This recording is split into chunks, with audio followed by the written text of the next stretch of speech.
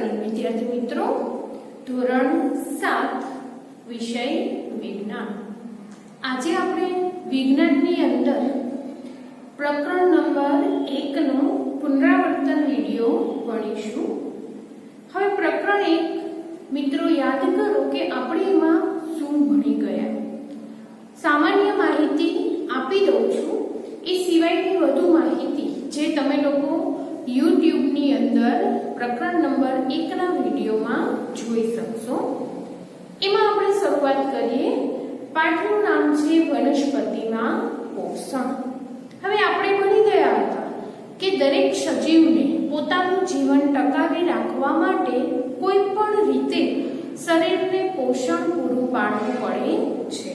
પછી વનસ્પતિ હોય, મનુષ્ય હોય કે નાના મોટા જીવજંતુ બધાને ખોરાકની જરૂર પડે જ છે. હવે એમાંની કેટલીક વ્યાખ્યા જોઈએ. પહેલી છે પોષક તત્વો.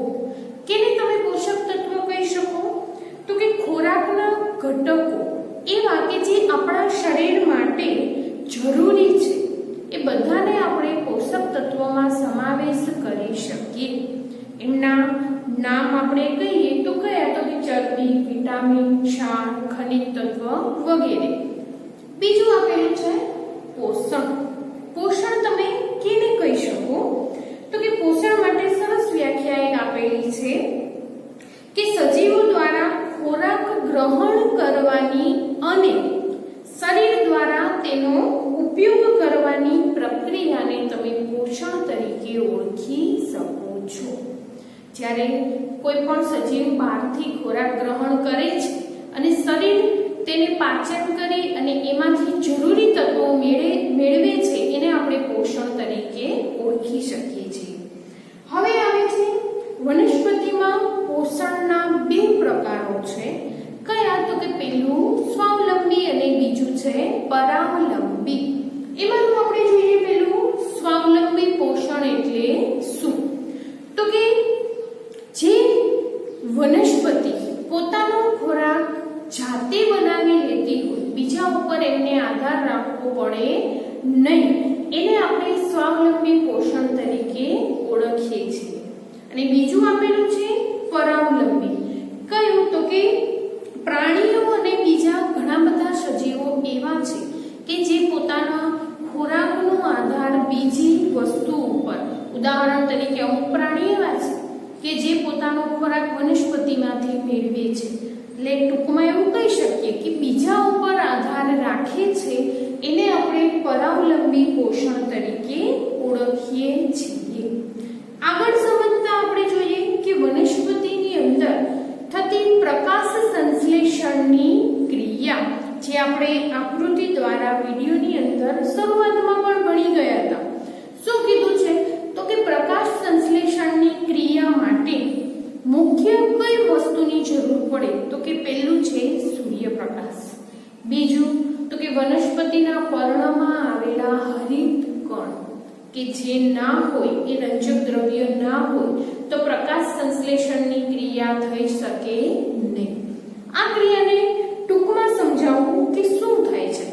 તો કે જ્યારે વનસ્પતિના પર્ણ સૂર્યપ્રકાશની હાજરીમાં ખુલ્લા જોવા મળે છે, ત્યારે સૂર્યપ્રકાશની હાજરીમાં વાતાવરણના વાયુના ઉપયોગથી શું થશે? તો કે એ કાર્બન ડાયોક્સાઇડનું શોષણ કરી અને પોતાનો ખોરાક હરિત દ્રવ્યની મદદથી પોતે જાતે જ બનાવશે. અને ઘણી વખત તમે અમુક પર્ણની અંદર જોયું, ઘણીવાર નરી આંખે જોઈ શકાય અથવા તો બિલોરી કાચ વડે તમે જોઈ શકો છો કે પર્ણની અંદર નાના નાના કાળા ટપકા જેવા કાણા હોય એવું તમને ભાસ થાય છે. એ શું છે? તો કે એ પર્ણરંધ્રો અથવા તો વાયુરંધ્ર તરીકે તમે એને ઓળખી શકો છો. શું થશે? તો કે વાતાવરણના કાર્બન ડાયોક્સાઇડ પ્લસ જમીનમાંથી પાણી અને ખનિજ ક્ષાર, અને એ ઉપરાંત જો પાણી વધારે ન હોય તો ભેજનું પ્રમાણ, એ અને સૂર્યપ્રકાશ બધું જ સાથે મળી અને પ્રકાશ સંશ્લેષણની ક્રિયા કરે છે અને વનસ્પતિ પોતાનો ખોરાક જાતે બનાવી લે છે. આકૃતિ ટેક્સ્ટ બુકની અંદર મિત્રો એક 3 સરસ મજાની આપેલી છે। અહીંયા તમને બતાવું છું, તમારી પાસે ટેક્સ્ટ બુક ઓલરેડી હશે જ, કે સૂર્યપ્રકાશની હાજરીમાં વનસ્પતિ કઈ રીતના પોતાનો ખોરાક બનાવે છે। એ તમે પેજ નંબર 3 ઉપર આકૃતિ 1.3 માં જોઈ શકો છો। હવે આપણે જોઈએ પ્રવૃત્તિ 1.1 આપેલી છે કે અલગ અલગ બે કુંડાની અંદર કોઈ પણ છોડ વાવી દેશું અને બંનેને સરખું પાણી સરખું ખાતર આપવાનું છે। માત્ર ફેર કેટલો રાખવાનો, તો કે એક કુંડાને છાંયડામાં અને બીજાને તડકામાં મૂકવાનું છે। શું થશે, તો કે જ્યારે છોડનો અમુક દિવસ પછી વિકાસ તમે જોશો તો એ જોતા જ તમને ખ્યાલ આવી જશે કે જે તડકાની અંદર છોડ હશે એનો વિકાસ સરસ રીતના થયેલો હશે, પણ જે છોડ છાંયડાની અંદર હશે એમનો વિકાસ થોડોક નબળો થયો હશે। એનું કારણ શું, તો કે આપણે હમણાં જ ભણ્યું કે વનસ્પતિ પ્રકાશ સંશ્લેષણની ક્રિયા વડે પોતાનો ખોરાક જાતે બનાવે છે। ત્યારબાદ આપણે જોઈએ લીલ। લીલ એટલે શું, તો કે શેવાળ, જેને આપણે ઓળખીએ છીએ। એના માટે શું કીધું છે, તો કે તમે પાણીની અંદર તળાવમાં અથવા તો બીજી કોઈ પણ જગ્યાએ લીલ જોઈ જ હશે। સામાન્ય રીતે વૃદ્ધિ પામતા આ સજીવને શું કહેવાય, તો કે લીલ અથવા તો આલ્ગી અથવા તો શેવાળ। શું તમે અનુમાન બાંધી શકો કે લીલ લીલા રંગની જોવા મળે છે તો એ હરિતદ્રવ્ય ધરાવે છે? આપણે જ્યારે ભણી ગયા ત્યારે એવું કીધું કે લીલ પણ પોતાનો ખોરાક જાતે બનાવે છે। ત્યારબાદ જોઈએ કાર્બોદિત પદાર્થો સિવાય વનસ્પતિ ખોરાકનું સંશ્લેષણ। ખૂબ જ સરસ ટોપિક આપેલો છે કે શું થાય, તો કે જ્યારે વનસ્પતિ પ્રકાશ સંશ્લેષણની ક્રિયા દ્વારા પોતાનો ખોરાક જાતે બનાવે છે, ખોરાકનું સંશ્લેષણ કરે છે, ત્યારે કાર્બનિક પદાર્થો એની અંદર કયા, તો કે કાર્બન, હાઇડ્રોજન અને ઓક્સિજન ના બનેલા હોય છે, જેનો ઉપયોગ બીજા ઘટકો, કયા ઘટકો, તો કે પ્રોટીન અને ચરબીના સંશ્લેષણ માટે થાય છે। પરંતુ પ્રોટીન એ નાઇટ્રોજન યુક્ત પદાર્થ છે, તો વનસ્પતિને નાઇટ્રોજન ક્યાંથી મળે છે? યાદ કરો મિત્રો ફરીવાર, ધોરણ 6 અથવા તો આપણે જ્યારે ભણી ગયા હતા એ કે જમીનની અંદર પહેલેથી જ નાઇટ્રોજન આવેલો હોય છે, પણ શું થશે, તો કે હવાની અંદર જે નાઇટ્રોજન રહેલો છે એ નાઇટ્રોજન ડાયરેક્ટ વનસ્પતિ લઈ શકતી નથી। એના માટે તો કે અમુક પ્રકારના બેક્ટેરિયા એ જમીનની અંદર નાઇટ્રોજનનું શોષણ કરી અને એ નાઇટ્રોજનને વનસ્પતિના મૂળને આપે છે, અને વનસ્પતિને જે નાઇટ્રોજનની જરૂરિયાત હોય છે એ બેક્ટેરિયા એની પૂરી કરે છે। ત્યારબાદ જોઈએ વનસ્પતિમાં પોષણના અન્ય પ્રકારો।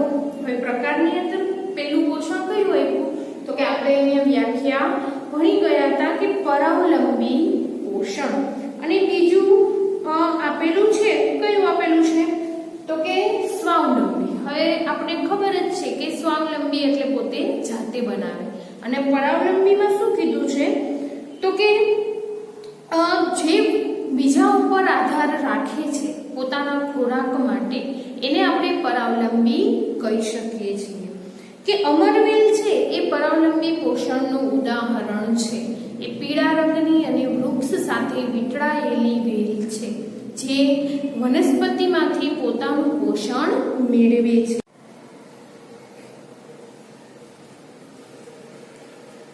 પરાવલંબી પોષણનું સરસ ઉદાહરણ આપેલું છે જે છે અમરવેલ। એ પોતે હરિતકણ ધરાવતી નથી, પણ શું કરે, તો કે વૃક્ષની થડને અને ડાળીને વીંટળાય અને પોતાનું પોષણ વૃક્ષ પાસેથી મેળવે છે। આ સમયે વૃક્ષને આપણે યજમાન તરીકે ઓળખી શકીએ છીએ। તે પોતાનું પોષણ યજમાન પાસેથી લે છે, તેથી તેને આપણે પરોપજીવી તરીકે ઓળખી શકીએ છીએ। પરોપજીવી એટલે શું, તો કે બીજા બીજા ઉપર પોતાના જીવનનો આધાર રાખવો, એટલે પરોપજીવી તરીકે આપણે એને ઓળખી શકીએ છીએ. એના પછી આપેલું છે કીટાહારીનું ઉદાહરણ. હવે શબ્દ વાંચતા જ આપણને ખ્યાલ આવી જશે કે કીટકોનો આહાર તરીકે ઉપયોગ કરતા હોય એને આપણે કીટાહારી તરીકે ઓળખી શકીએ છીએ. હવે એમની અંદર સરસ મજાનું ઉદાહરણ આપેલું છે. કયું? તો કે કળશ પર્ણ એવી એક નાનકડી વનસ્પતિ છે. ટેક્સ્ટ બુકમાં પેજ નંબર 5 ઉપર આકૃતિ 1.6 ની અંદર આકૃતિ આપેલી છે કળશ પર્ણ. એનો આકાર તમને જોતા જ ખ્યાલ આવે કે એમનો આકાર કળશ જેવો દેખાય છે. હવે જ્યારે કીટકો વનસ્પતિના પર્ણો ઉપર બેસે છે ત્યારે પર્ણ આખું કળશ જેવું બની જશે અને ઉપર એક ઢાંકણનો ભાગ રચાશે.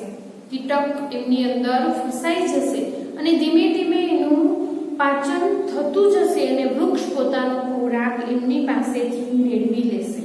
આમ આને આપણે શું કહીએ છીએ? તો કે આવા કીટકોનો આહાર તરીકે ઉપયોગ કરતી વનસ્પતિને આપણે કીટાહારી વનસ્પતિ તરીકે ઓળખી શકીએ છીએ. ત્યારબાદ આપણે જોઈએ મૃતોપજીવીઓ. મૃતોપજીવીનો શબ્દનો અર્થ કરીએ તો શું થાય? તો કે જે વસ્તુ આપણે ઉદાહરણ લઈ શકીએ કે મશરૂમ અને બીજી ફૂગ કે જે અમુક વસ્તુ સડી જાય છે પછી એની ઉપર જોવા મળતા અલગ અલગ જે ફૂગ અને લીલ જેવા પદાર્થો જોવા મળે છે એમનો ઉપયોગ કરતા હોય એને મૃતોપજીવીમાં ઓળખી શકાય. એમાં આપણે જોઈએ કે વર્ષા ઋતુમાં સડતા લાકડા ઉપર છત્રી અથવા ડાઘાયુક્ત પોચી રચના આપણે જોયેલી છે જ. એ કયા પ્રકારનું પોષણ છે? તો કે મૃતોપજીવી. એમનું એક સરસ પ્રક્રિયા આપેલી છે પ્રવૃત્તિ સ્વરૂપે કે બ્રેડનો ટુકડો લઈ પાણી દ્વારા એને ભીનો કરવાનો છે અને હુંફાડીને ભેજવાળી જગ્યા ઉપર 2 થી 3 દિવસ મૂકી રાખવાનો છે. એમ આપણે એની ઉપર ફૂગ જોઈ શકીશું. લીલા અથવા તો કથ્થાઈ રંગના કાળા તાતણા જેવી રચના આપણને એમાં દેખાશે.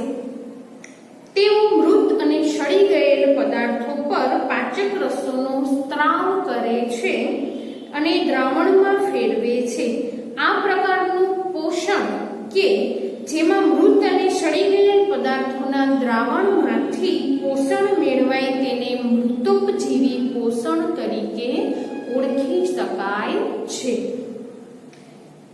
અથાણા, ચામડા, કપડાં કે બીજી ઘણી વસ્તુઓ કે જે ગરમ અને હુંફાળી જગ્યાઓ પર લાંબા સમયથી પડેલી હોય તેની ઉપર ફૂગ ઉગે છે.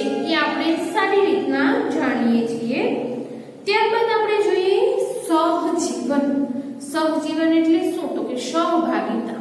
સાથે રહી અને જીવન જીવતી વનસ્પતિ અથવા તો લીલ અથવા ફૂગ એ સહભાગિતા તરીકે આપણે ઓળખીએ છીએ. એમાં ઉદાહરણ આપ્યું છે કે કેટલાક સજીવો સાથે જીવે છે તથા વસવાટ અને પોષક તત્વો માટે સહભાગી બને છે. આ પ્રકારના સંબંધને આપણે સહજીવન તરીકે ઓળખીએ છીએ. દાખલા તરીકે ફૂગ એ વનસ્પતિના મૂળ પર જોવા મળે છે. વૃક્ષ એ ફૂગને પોષક તત્વો પૂરા પાડે છે. બદલામાં ફૂગ પાસેથી શું મેળવે? તો કે જમીનમાંથી પાણી અને પોષક તત્વો મેળવવા માટે તે ફૂગની મદદ લે છે. આમ બંને એકબીજાને, વનસ્પતિ અને ફૂગ એકબીજાને ઉપયોગી સાબિત થાય છે. આમ એને સહજીવન જીવતી વનસ્પતિ કહી શકાય. એનું ઉદાહરણ છે લાઇકેન નામની વનસ્પતિ, જેમાં સજીવોમાં હરિત દ્રવ્ય ધરાવતી લીલ અને ફૂગ સાથે જોવા મળે છે. ફૂગ વસવાટ, પાણી અને ખનિજ તત્વો લીલને આપે છે. તેના બદલામાં લીલ એ પ્રકાશ સંશ્લેષણ દ્વારા બનેલ ખોરાક એમને આપે છે. આમ બંને ઉદાહરણથી આપણે જાણી શકીએ કે સહજીવન એટલે શું? તો કે એકબીજાને જીવન જીવવામાં અને પોષક તત્વો પૂરા પાડવામાં મદદ કરતી વનસ્પતિ. ત્યારબાદ તો કે જમીનમાં પોષક તત્વોને ફરી કેવી રીતે આવે છે। એકદમ સાદી અને સરળ વાત કરી દઉં કે જ્યારે ખેડૂતો પોતાના ખેતરમાં એક પાક વાવે છે અને ફરીવાર એના એ પાક જો વાવવામાં આવે અને એનાથી પણ ત્રીજી વખત જો એ જ પાક ઉગાડવામાં આવે તો ધીમે ધીમે પાકની ગુણવત્તા નબળી પડતી જશે। એનું કારણ શું? તો કે આજ કે જમીનની અંદર રહેલા પોષક તત્વો જ્યારે પહેલી વાર તમે પાક વાવો છો ત્યારે એ શોષાઈ જશે, બીજી વાર ફરી પાછું એ જ પાક વાવશો તો ત્યારે જ એ જ પોષક તત્વો શોષાઈ જશે। ઉદાહરણ તરીકે જો કઠોળનો પાક વારંવાર લઈએ તો એક વખત જમીનમાંથી નાઇટ્રોજન શોષાય, બીજી વખત પણ એ શોષાઈ જશે, ધીમે ધીમે જમીનની જે ગુણવત્તા છે એ નબળી પડતી જશે। પણ આની બદલે શું કરવાનું? તો કે એકને એક પાક વાવવા કરતા પાકની ફેરબદલી કરવી। ફેરબદલી એટલે શું? તો કે એકવાર કઠોળ, એકવાર અનાજ, એકવાર તેલીબિયા, એમ જે પ્રમાણે જમીનને અનુકૂળ હોય એમ પાક વારાફરતી વાવી શકાય। અને એ ઉપરાંત જમીનની અંદર જરૂર પડે ત્યારે ખાતર ઉમેરી શકાય। ખાતરમાં પણ કુદરતી અને કૃત્રિમ ઘણા બધા આવે છે, જે પ્રમાણે જમીનની જરૂરિયાત એ પ્રમાણે તમે એને અલગથી ઉમેરી શકો અને જમીનની ગુણવત્તા ફરી પાછી સારી કરી શકો છો।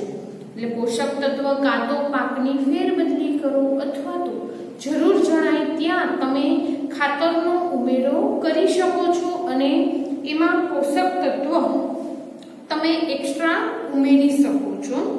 હવે એમાં એક ઉદાહરણ આપ્યું છે કે નાઇટ્રોજન દ્વારા નાઇટ્રોજનનું શોષણ કરતા બેક્ટેરિયા, એમનું નામ શું? તો કે રાઇઝોબિયમ નામના બેક્ટેરિયા, જે વાતાવરણનું નાઇટ્રોજન વાયુ સ્વરૂપમાં જે હોય છે એ લઈ શકે છે અને દ્રાવ્ય સ્વરૂપમાં એને ફેરવી શકે છે, જેનો ઉપયોગ કોણ કરે? તો કે આગળ જેમ આપણે ભણી ગયા કે વનસ્પતિના મૂળને એ નાઇટ્રોજન આપે છે અને એનો ઉપયોગ કરવામાં આવે છે। ત્યારબાદ છેલ્લો પોઈન્ટ જોઈએ, આંશિક પરપોષી એટલે શું? આંશિક એટલે તો કે અમુક અંશે બીજા ઉપર આધાર રાખતી, પરપોષી એટલે શું? તો કે બીજા દ્વારા પોતાનો ખોરાક બનાવતી। એમાં જોઈએ કે બધા જ પ્રાણીઓ પરપોષી શ્રેણીમાં સમાવિષ્ટ છે, કારણ કે તેઓ ખોરાક અથવા તો પોષણ માટે વનસ્પતિ તથા બીજા પ્રાણીઓ પર નિર્ભર હોય છે। શું આપણે કીટાહારીઓને આંશિક પરપોષી કહી શકીએ? એવો પ્રશ્ન કીધો છે કે કીટાહારી છે એ શું છે? તો કે બીજા ઉપર પોતાના પોષણનો આધાર રાખે છે અને પોતે પણ ખોરાક બનાવી શકે છે। એટલે બંને વસ્તુ એ કરી શકતા હોવાથી આપણે એને આંશિક પરપોષી તરીકે ઓળખી શકીએ છીએ। અહીંયા પાઠ નંબર 1 નું રિવિઝન પૂરું થાય છે। હવે પછીના વિડીયોની અંદર આપણે પાઠ નંબર 2 અને 3 નું રિવિઝન જોઈશું।